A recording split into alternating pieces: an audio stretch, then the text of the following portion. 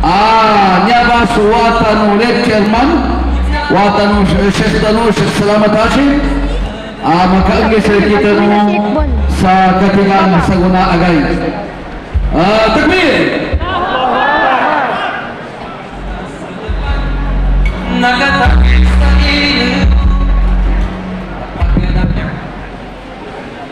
Alhamdulillah wassalatu wassalamu ala rasulillah wa ba'd. Assalamualaikum warahmatullahi wabarakatuh.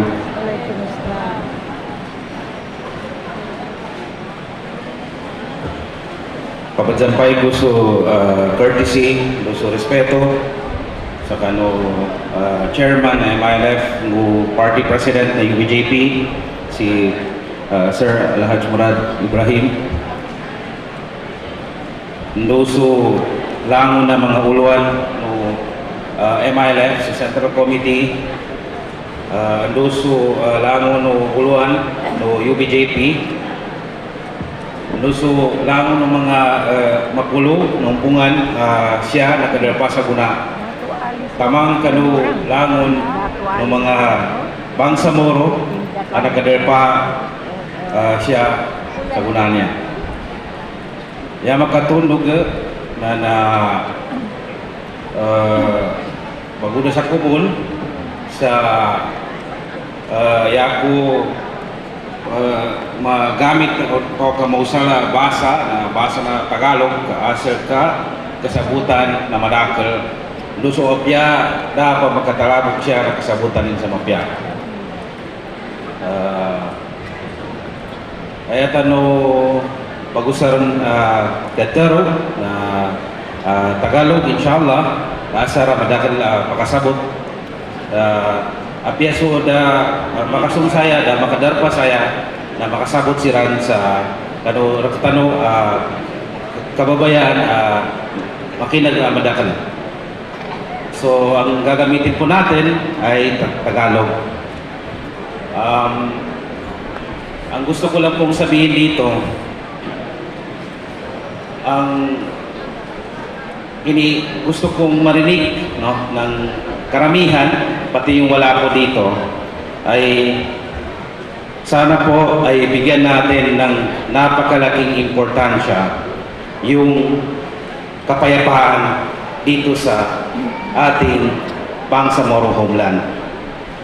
Ito naman din po ang dahilan kung bakit ang MILF leadership ay tinanggap na magkipag-usap sa gobyerno ng Pilipinas at kung bakit tinanggap na magkaroon ng Bangsamoro Organic Law at bago yun ay nagkaroon ng framework agreement at comprehensive agreement ay ang isa sa mga ultimong dahilan ay para magkaroon ng kapayapaan.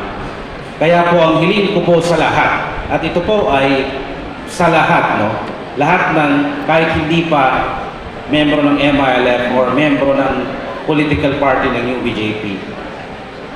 Ang hiling ko po ay bigyan natin ng kahalagaan ang kapayapaan na nakamit natin at sana po ay i-preserve natin at huwag po nating hayaan na ang ating sariling personal na interest o kagustuhan ay nag-ibabaw over sa kapayapaan na matagal na nating inaasam-asam. Kung tayo po ay magkaroon ng kapayapaan, ang ating mga nakakatanda sa atin na nakipaglaban, na pagod, ay makakapagpahinga. At ang ating mga kabataan ay makapag-aral upang ma-improve ang kanilang buhay at makapag-aral din ng kanilang relihiyon.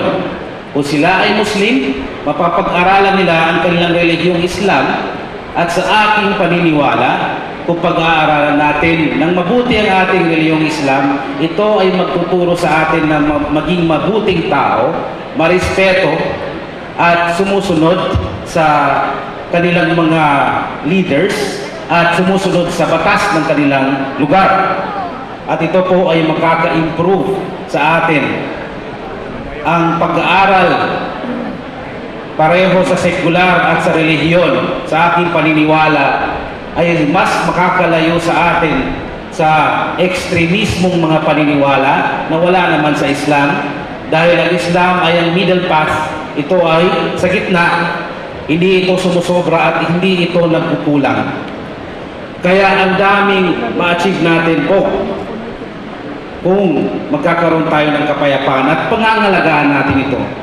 Kung ang gagawin po natin ay ang iuuna natin ay ang ating personal interest o di kaya ay ang ating ambisyon sa kahit anumang posisyon, maaaring makakagawa tayo ng bagay na masisira ultimately ay masisira itong kapayapaan na ito.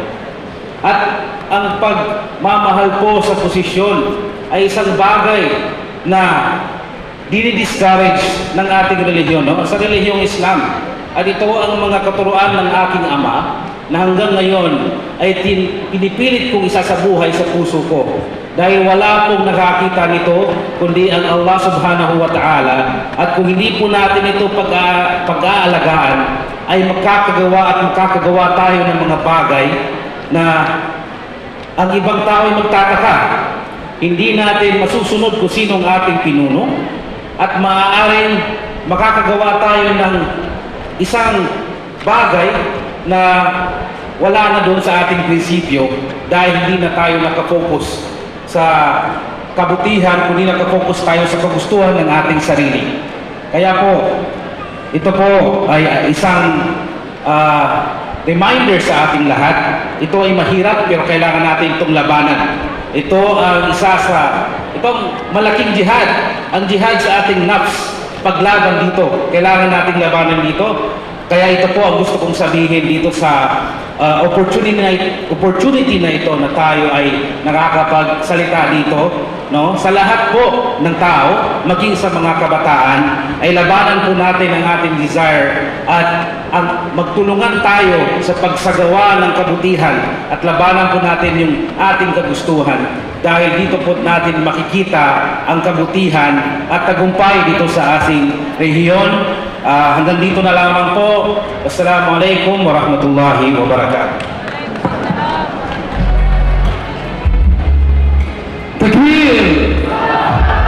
Syukran sa kano katigano Watanu Amir As-Sabit Sulit Chairman Sheikh Salamat Hashim mana si Abdullah Hashim. Kagina kami